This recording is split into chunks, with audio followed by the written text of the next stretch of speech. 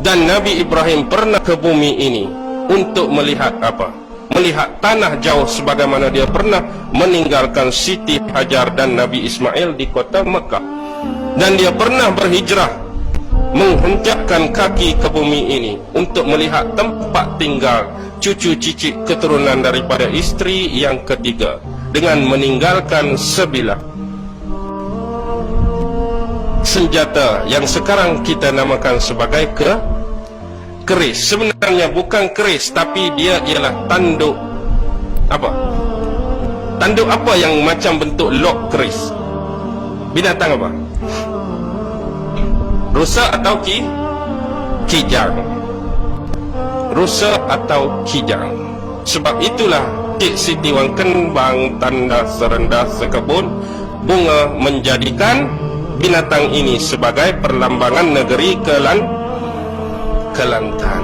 Kenapa dia membuat kota dia di Gua Musang bukan di Kota Baru?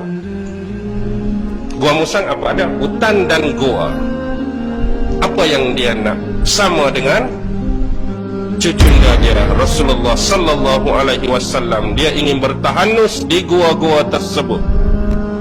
Dengan kijang adalah perlambangan sebagai binatang yang memiliki kantung kasturi. Lihat sejarah, pasti ada perkaitan antara satu dengan yang lain. Sekarang lihat kepada bangsa ini. Bangsa ini cukup sinonim dengan dengan apa? Dengan bunga. Kalau dahululah saya sebut di kampung-kampung, cari satu rumah yang tak tanam pokok bunga depan rumah payah. Betul. Di rumah mana-mana orang tua Melayu mesti ada walaupun satu jenis pokok bunga. Tak tahu kenapa mereka cukup minat dengan bunga. Tapi sebab ini tinggal rumah flat, tak boleh nak tanam. Dah, kita ini tak suka nak tanam. Tapi memang dulu macam-macam bunga. Terutama bunga raya ada, bunga melur ada, bunga ekor kucing. Lama dah saya tak tengok bunga ekor kucing. Rumah siapa ada bunga ekor kucing? Tak ada aku. Biasa dia duduk di tiang-tiang tangga rumah dah. Payah dah nak dapat. Banyak jenis bunga. Itulah sebab tengok kerajaan Kemboja, kerajaan Cempaka, kerajaan Melati, kerajaan Patani, kerajaan Langkasuka, semua adalah nama-nama spesies bunga.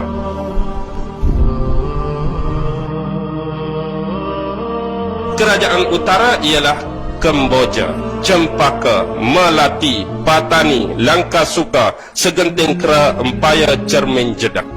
Di tengah Kelantan, Pahang, Johor, Melaka, Kedah Tua dan Selangor.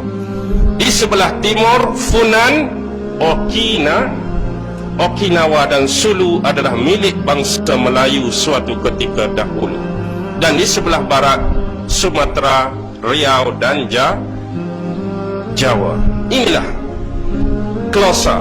Akhirnya inilah yang dikembangkan oleh Maharaja-Maharaja Sriwijaya, Maharaja-Maharaja yang selepasnya Kesultanan Melaka dan seterusnya sampai ke hari ini. Mereka telah membuka satu demi satu sejarah dan negeri-negeri serta negara dan wilayah-wilayah yang lain. Sebab itulah bila disebut Melayu pernah sampai ke hujung Madagaskar dan paling jauh di Kepulauan Hawaii. Inilah yang ada di University of Tennessee, satu alat apungan milik Hulu Balang Melaka dahulu yang mereka temui di Kepulauan Hawaii. Sebab itu Hulu Balang Melaka menggunakan laluan Kepulauan Cebu. Mereka tak sesat bila tiba di Kepulauan Hawaii. Sekarang kita pun tak kenal alat tu.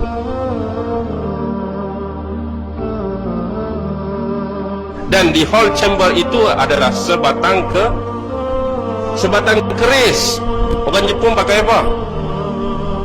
Orang Jepun pakai pedang samurai dan pedang bushido. Pedang samurai untuk lawan musuh. Kalau mereka bertempur, adat rasmi dan kebudayaan samurai, kalau mereka kalah dalam peperangan, mereka tak mati, mereka akan bunuh diri dengan pedang pendek satu lagi. Itulah amalan adat bushido yang dipanggil pedang kaizen bushido. Dia perang-perang kalah, Tapi hero tu tak bunuh dah dia. Kalah secara beradab, beremak. Dia balik, dia mesti bunuh diri. Sebab itu dah tradisi Bushido. Dengan Kaizen Bushido. When the crew of a US destroyer attempts to rescue a crashed pilot, he pulls out a grenade.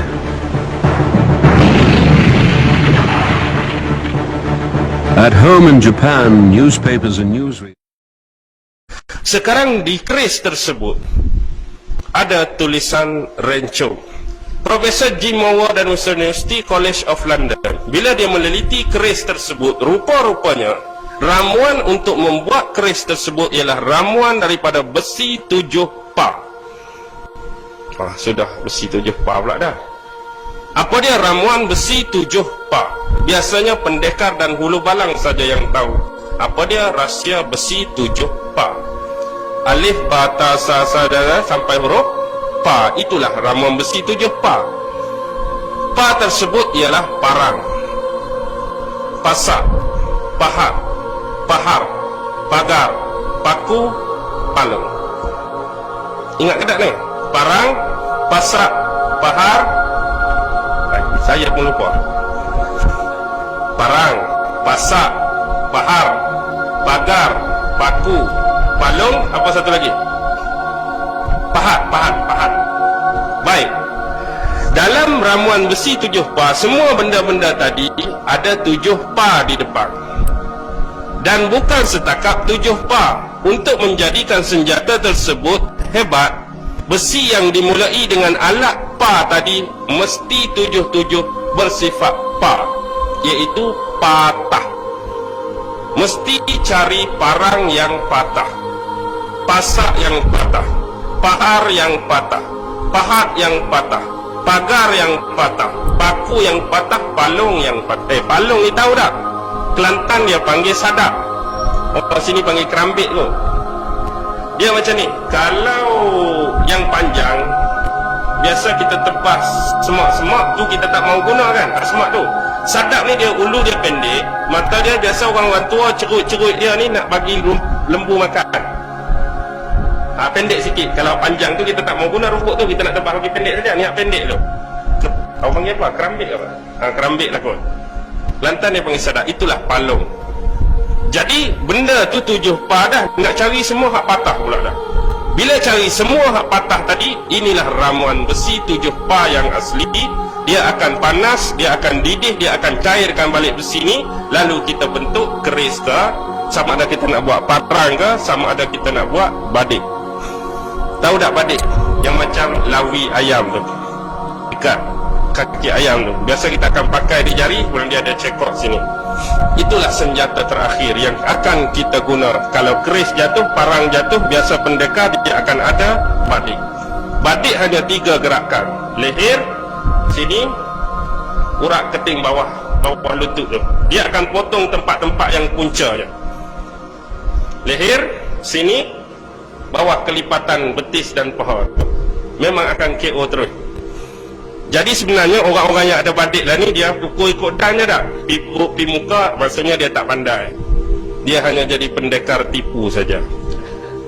Satu tempat asal dia, 3 gerakan saja, KO lah lawan. Sekarang 7 pa, biasa orang tua kita, sama dengan tradisi orang Melayu, dia mistik, dia kuat. Sama macam Yahudi. Yahudi kita tak nampak. Yahudi memang mistik kuat, sihir kuat. Terutama keluarga elit Yahudi pertama, keluarga Estor. Kita pun dalam banyak-banyak, kalau ikut generasi hantu ni, rasa hantu paling ramai orang Malaysia dengan orang Indo, ni tak? Hantu jerangkung, hantu raya, macam-macam hantu. Tempat lain tak kenal pun hantu ni. Kalau Arab, jin saja. Kalau tempat lain setan, tempat lain iblis. Kita ni jadi macam-macam. Tu yang pelik. Masalahnya di Eropah tu, jin tu tak rasa nak jadi hantu bungkus. Di Eropah, jin tak rasa nak jadi jerangkung, tak rasa nak jadi langsui. Kawasan kita ni rasa dia nak tukar jadi macam tu dah. Tak tahu pasal apa. Kuat duk puja dia, kuat duk sembah dia ke macam mana. Yang penting tradisi tadi, yang kalau boleh nak bagi power besi 7 pa tadi, kena ambil 7 kuala ataupun 7 daerah. Maksudnya parang patah kena ambil di Bayam Baru, pahat patah kena ambil di Air Hitam, Pagar patah kena ambil di Batu Feringgi, paku patah kena ambil di mana orang. Ikutlah kawasan-kawasan lain. Itu lagi power, lagi hebat. Sebab itulah orang-orang tua selalu berpantun, bermain keris biar berpada, kerana keris badan binasa. Ukur sukrat hanya petua, sepenuh hati jangan percaya petua saja, ukur sukrat. Tapi itulah yang menjadi kebiasaan orang-orang tua kita dan jadi pegangan mereka. Pasal apa melalu ni pula? Kembali kepada Okinawa. Baik, bila dikaji keris tadi, memang keris ini bukan milik bangsa Jepun. Para arkeologi Jepun, bila mereka temui ini, di atas darat pula bersebelahan dengan Pulau Yonaguni ada satu minoriti, penduduk satu kampung yang penghuni dia ada 63 orang sahaja. Bila pergi, guna bahasa Jepun, soal siasat, temu ramah, tapi langsung tidak difahami oleh mereka. Guna bahasa Jepun tak pandai, tapi bila mereka bercakap, ditulis oleh penemu ramah tadi, mereka menemui 3 perkataan: mata, batu, air. Ini bahasa siapa? Ini adalah bahasa Melayu. Mungkin mereka adalah sisa-sisa terakhir bangsa Melayu yang menginap dan tinggal serta menghuni di Kepulauan Yonaguni di Okinawa, Jepun.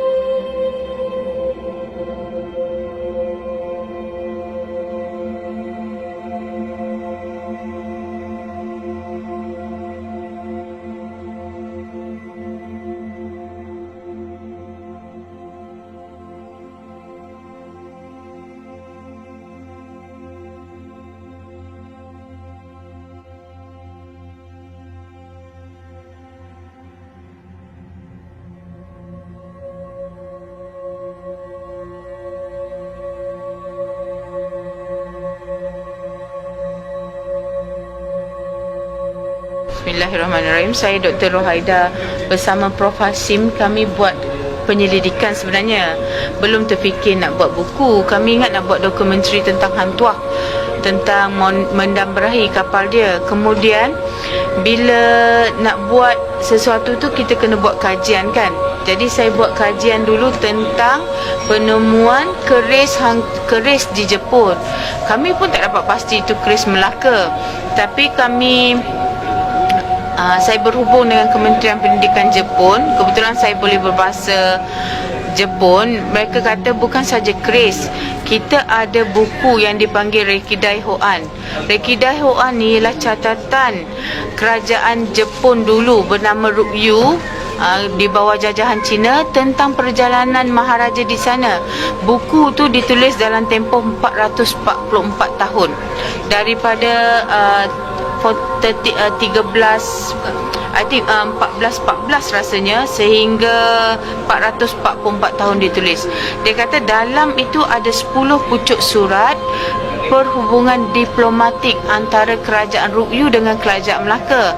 Jadi saya kata kami nak ambil yang Melaka tu, dia terus email, kerajaan Jepun terus email pada saya berserta dengan translation dia. Bila dibaca translation tu, ada dicatat pengkaji yang buat Rekidai Hoan ni bukan saja catat Melaka tu, setiap contohnya surat Hang Tuah tu Loksimana Maraka Roksimana Heikaju Rokunen.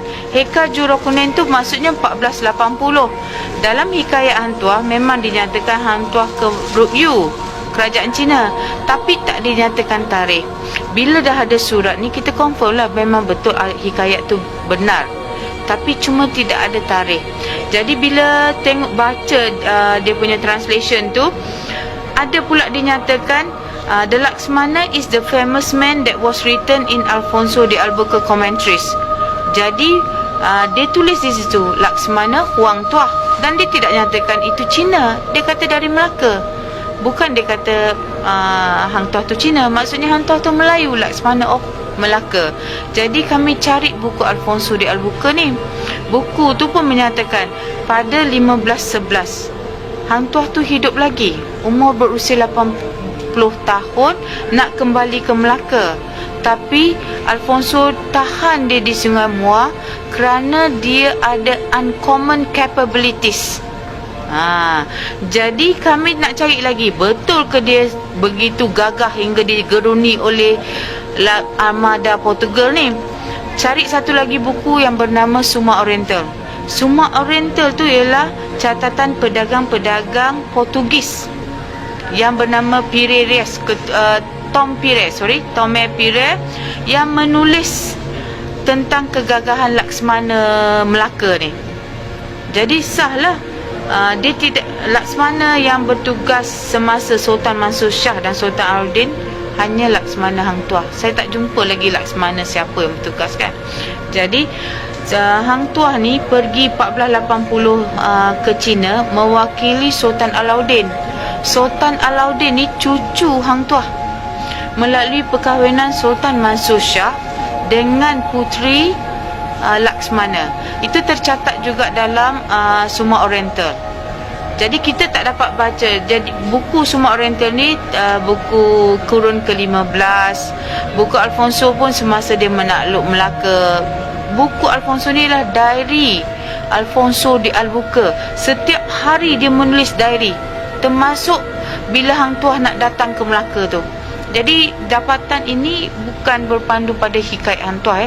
Dapatan dari buku ni melalui research saya dengan Prof. Hashim ialah dapatan daripada luar negara, daripada Okinawa yang dulu nama dia Ryukyu. Sebab tu saya tulis Okinawa. Sekarang Ryukyu ni di bawah jajahan kerajaan Jepun. Kerajaan Jepun dah namakan Ryukyu ni Okinawa. Kita tak boleh tukarlah Ryukyu balik. Ryukyu dah tak ada dalam sejarah Jepun. Jadi tetaplah kita tulis catatan Okinawa. Jadi bacalah buku ni, kan kita tahu betapa gagahnya Laksmana Hang Tuah.